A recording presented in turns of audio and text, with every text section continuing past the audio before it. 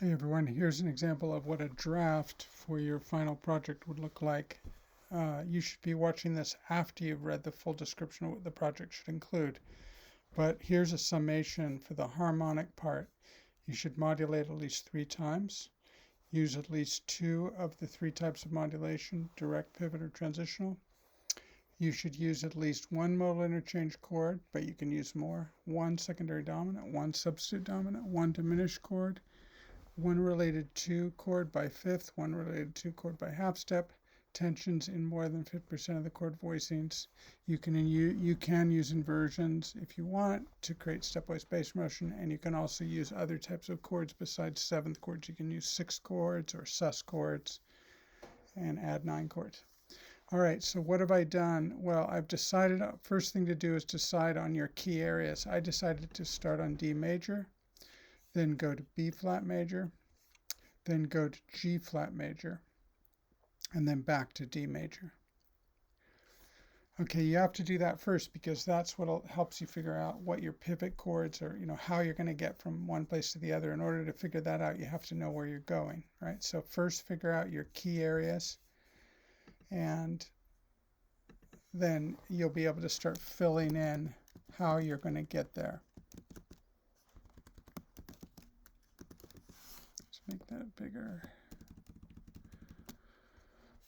Okay, then you start writing a chord progression, and right off the bat, just try to think about some of these things. So what did I do? I started on the 1 chord, then I did a secondary dominant with a related 2 chord by fifth. So now I've fulfilled requirement, secondary dominant, and the related 2 by fifth.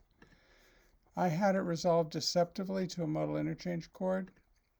Then I went to the related 2 of sub 5 of 4. So now I've included my 1 substitute dominant and my related 2 by half step. So now I've already, within the first 4 measures, I've fulfilled 4 of the requirements. Then I did some more progression here, and I included a bunch more modal interchange chords. And then I've decided on a pivot chord, which I decided to use the chord F7, which is a common function in both keys. It's sub 5 of 2 in the previous key, and it's 5/7 of 1 in the new key. So then I accomplished my modulation. I reinforced my modulation by using notes and chords that are unique to the new key. I used another deceptive resolution here to go to a modal interchange chord, and then I did a series of chords from there, moving down to flat 2 major 7, which became my pivot chord into the key of G flat. It's the 4 chord in G flat, and it's flat 2 major 7 in the key of B flat.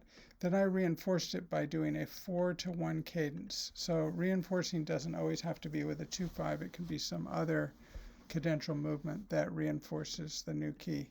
So I just did a 1/4, 1/4. And then I decided to create a transitional modulation. And transitional modulations, as we saw in the Snarky Puppy song, can be done by using a constant structure that moves in some kind of pattern of intervals that lead you to your goal. So I had to know what my goal was. My goal was D major. I like the sound of a major 7 chord cadencing into another chord by whole step.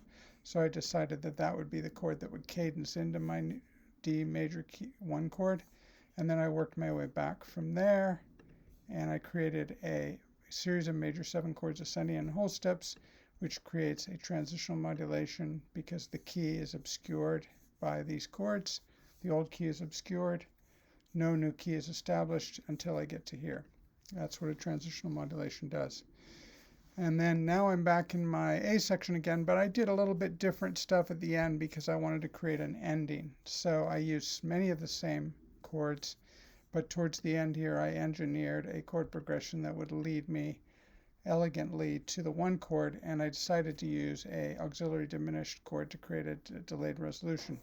So if you look at the list here, I managed to include all of these things. I had 2 different kinds of modulation. I had more than 1 modal interchange chord. I had more than 1 secondary dominant. I had at least 1 substitute dominant. I had 1 diminished chord. I had 1 related 2 chord by fifth, and I had more than 1, and then I had 1 related 2 chord by half step. So this is the way you have to think when you're putting together your progression. And of course, you should be playing it and thinking, seeing how you like the sound. Another basic principle is it's good to use cycle 5 motion quite a bit. It's good to use stepwise motion quite a bit. These are all things that help the progression have forward motion.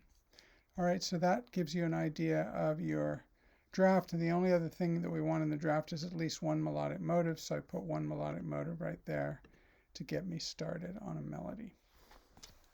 This is the kind of thing you should hand in for your draft.